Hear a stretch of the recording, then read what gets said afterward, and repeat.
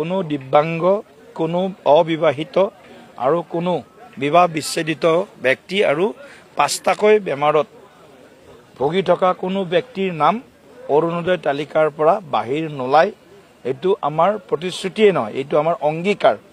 ক'ৰবাত যদি কিবা কাৰণত হিউমেন এৰৰত কাৰোবাৰ নাম যদি সেই তালিকাত অন্তৰ্ভুক্ত হোৱা নাই, 100% আমি গেৰাণ্টি দিছোঁ তেনেকুৱা লোকে অৰুণোদয় পাব। এনেকুৱা বুলি নহয়, তাতকৈ যদি আমাৰ সিমানখিনি মানুহ নোলায়, তাতকৈ কম অকণমান আৰু অসুবিধাত থকা দুখীয়া পৰিয়ালসকলেও অৰুণোদয় পাব। অৰুণোদয়ৰ তালিকা চূড়ান্ত হোৱা নাই দৰং জিলাত। তালিকা নামবিলাক নতুনকৈ এতিয়া সোমাই থকা হৈছে।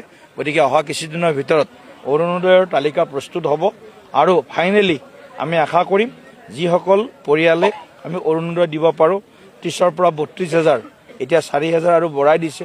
গতিকে 35,000 প্ৰায় পৰিয়ালে চিপাঝাৰ সমষ্টিত, মঙলদৈ সমষ্টিত বা দলগাঁও সমষ্টিতো এইসকল লোকে তেওঁলোকৰ অৰুণোদয় হিতাধিকাৰী হিচাপে বা অৰুণোদয় আঁচনিৰ লাভ তেওঁলোকে পাব।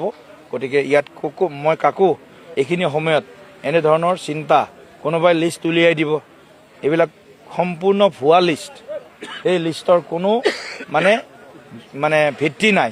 গতিকে ভুৱা লিষ্ট চাই মানুহৰ মাজত এই ধৰণৰ বেছি আক্ৰোশ বা অলপ ক্ষুব্ধ হোৱাৰ কোনো প্ৰয়োজন নাই। যোগ্যজনে আৰু যাৰ কাৰণে এই আঁচনি প্ৰস্তুত হৈছে তেওঁলোকৰ সকলোৱে অৰুণোদয় হওক, অন্য আঁচনিয়ে হওক লাভ কৰিব। বাতিল বুলি কথা নাই। যদি কাৰোবাৰ নাম সোমাবলগীয়া ৰৈ গৈছিল তেওঁলোকৰ নাম সোমাব, আৰু কাৰোবাৰ নাপাবলগীয়া মানুহ যদি নাম সোমাইছিল তেওঁলোকৰ নাম বাতিল হ'ব।